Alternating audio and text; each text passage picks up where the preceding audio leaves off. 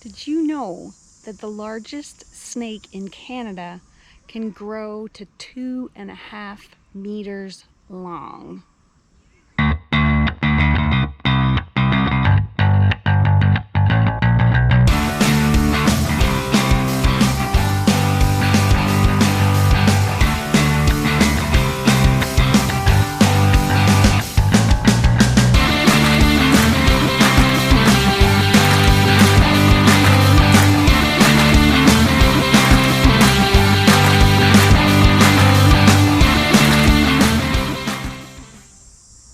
Thanks and welcome back to the channel, Musing with Reba. I'm Reba and I'm going to be telling you about some endangered species, threatened species, and species of interest that are in or around the Frontenac area, where I will be backpacking at the end of September, early October this year to raise funds for Ontario Nature. I'll post the link down below so that you can have a look at my fundraiser.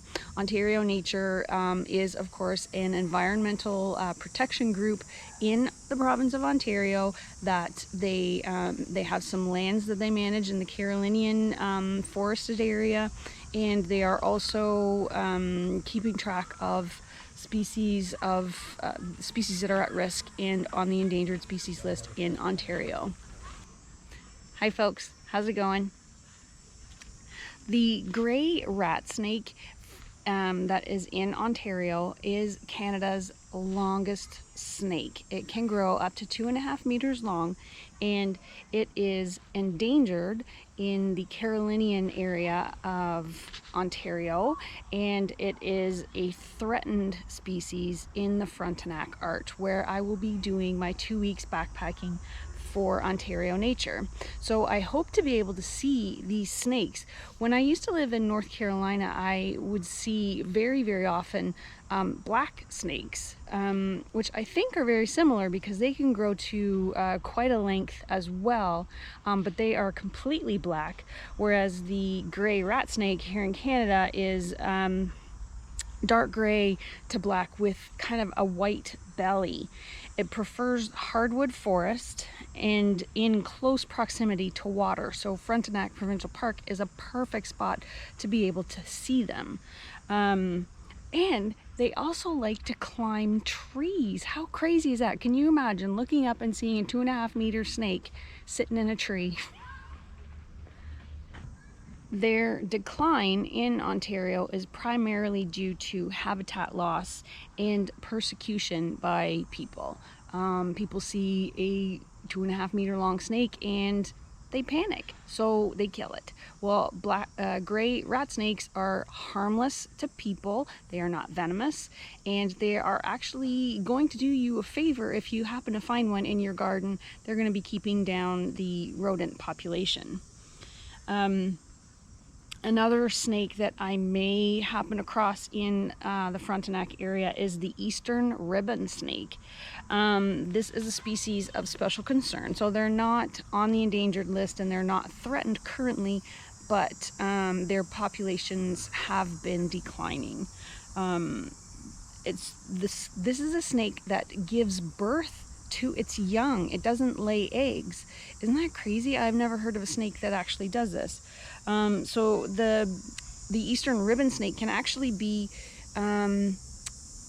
confused with a garter snake, which has very similar markings, but the ribbon snake is more slender, and it has 3 yellow stripes, 2 that run along the side and 1 that runs down the middle, and it will also have a brown stripe as well.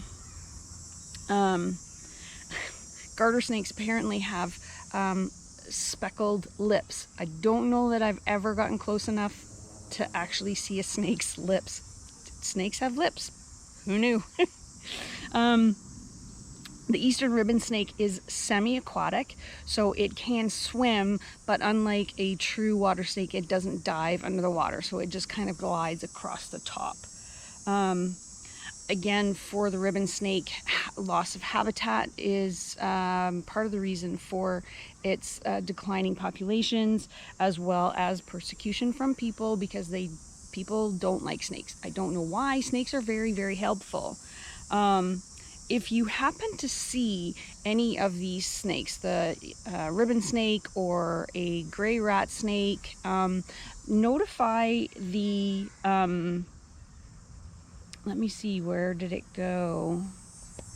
I can't find it now.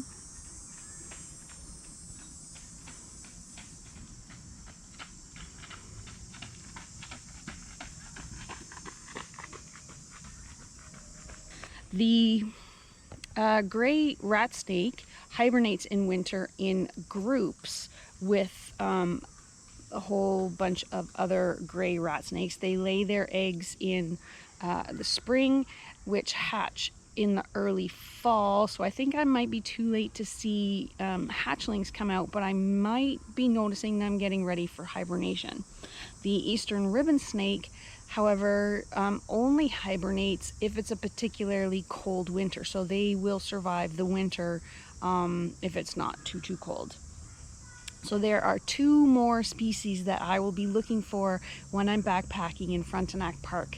Stay tuned for the next one when I'll let you know the birds I'll be watching for. Thanks for watching.